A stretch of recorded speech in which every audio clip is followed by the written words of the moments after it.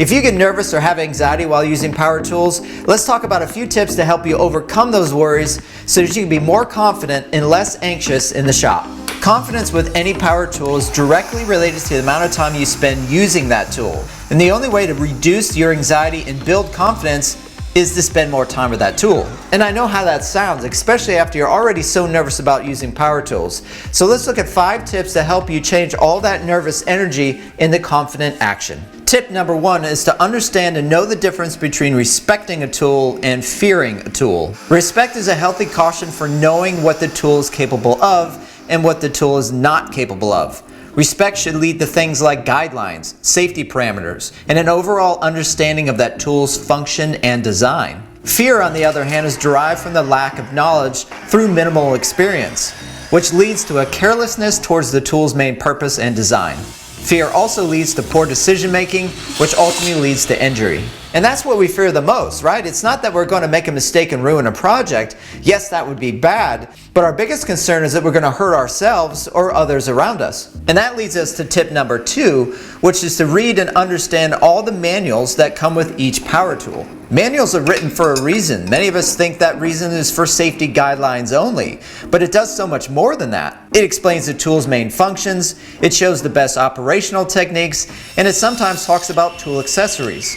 My table saw manual comes to mind here. I mean, there's just so much great information in here. Reading and understanding manuals and other useful documentation is a sure way to gain knowledge before experience, so that when experience comes, you'll be better prepared to take full advantage of it. I do, however, understand that not all power tools come with great manuals, so that leads us into tip number 3, which is to learn through watching others work and ask questions. This could be online or in person or both, and you can start by simply watching the videos that I have and leave your questions in the comment section. Next is in person. You can reach out to a neighbor or a local woodworking shop or even a teacher and ask if you could hang out for a day or two in return for helping them clean up at the end of the day. The next tip transitions us from an observer to a doer. So tip number 4 is start simple by making a lot of easy practice cuts. We have all heard the saying, practice makes perfect. But the updated version is so much better. Practice makes progress. Making progress is simply more attainable than seeking for perfection. Plus, progress leaves room for making mistakes, which is what we all need to do to learn. By making a lot of easy practice cuts, it gives you the needed time to build confidence, get experience, and create a healthy respect for the tool without having the stress of making hard cuts or making mistakes on a project. The more reps you get in, the stronger you are, right? But even if that's too much for you, you can start with more basic, smaller power tools, even though they don't make cuts. Then work your way back up to the bigger tools like the miter saw, table saw, and hand routers. And last, tip number 5, refining your skills.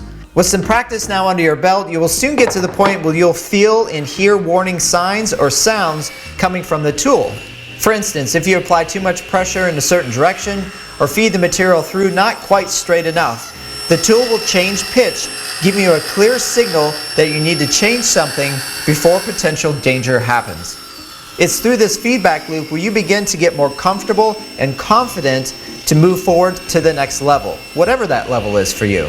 But remember this, if you ever get uncomfortable about making a certain cut, don't do it. There's always another way to get that job done. And lastly, I do want you to know that these tips don't have to be done in the way I presented them. You can mix and match and make it really specific to how you think you need to learn the best. And if you have any questions, leave them below. Plus, I'll add a playlist here. You can go ahead and click on that to watch all of the power tool videos that I've made so far. Thanks for watching. See you next week.